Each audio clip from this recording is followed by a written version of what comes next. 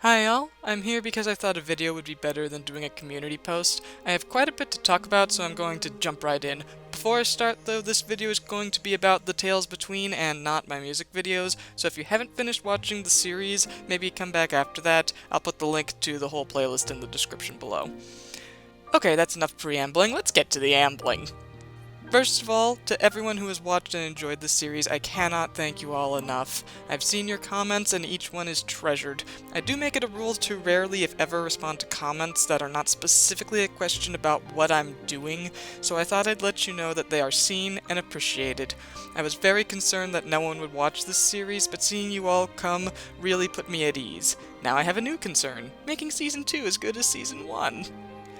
Speaking of, that's what I'm mostly here to talk about. With the end of Enlightenment, I can focus fully on Season 2, which will be called Shadowed Reflection. I have a few things I do want to clear up about the series as a whole, though, mostly because people have asked and I may or may not have answered. So, thought I'd reiterate here.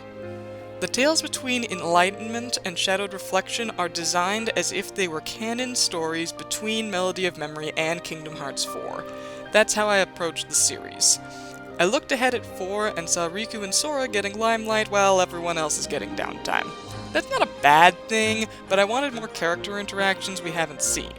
So, The Tales Between explores the rest of the Guardians becoming a group held together by more than the threat of Xehanort.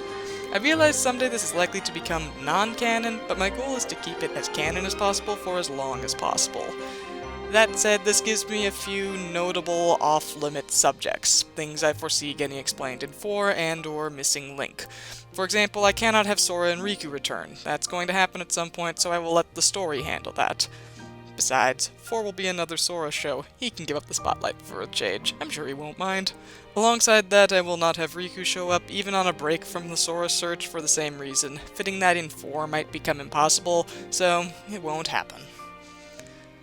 I also will not have Union Cross's events fully revealed to Ventus or any other Guardians. I will hint and insert as many references as possible, but I can't push him over the edge. That reckoning is coming, so I won't break him with that knowledge. Lastly, Xigbar and Luxord are also kind of off-limits. Xigbar's got something going on with the Lost Masters, and Luxord might be in Quadravum? I'll leave those two for the main game.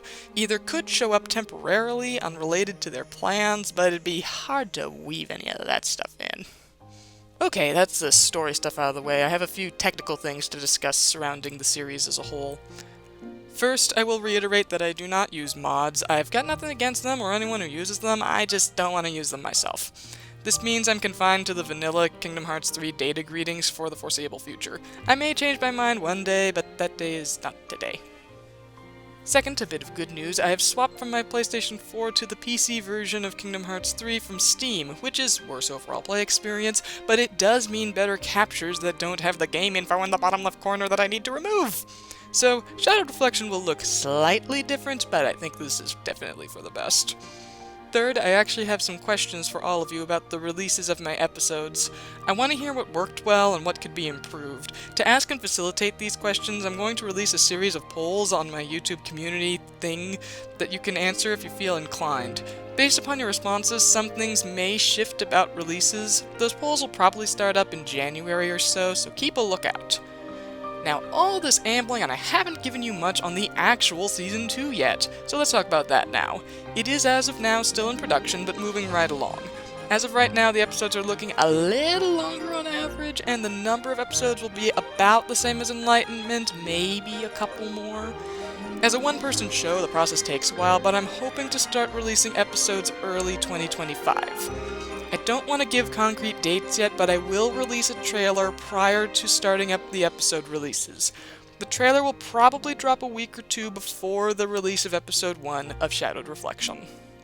As far as what's going on in Shadowed Reflection, I don't want to give away too much, but I will say that the challenges will be unlike those seen in Enlightenment. So strap in, because Season 2 should have quite the emotional roller coaster. That's about it for me. Keep an eye out for those questions, and above all, thank you all for enjoying and watching this series, and as always, may your heart be your guiding key.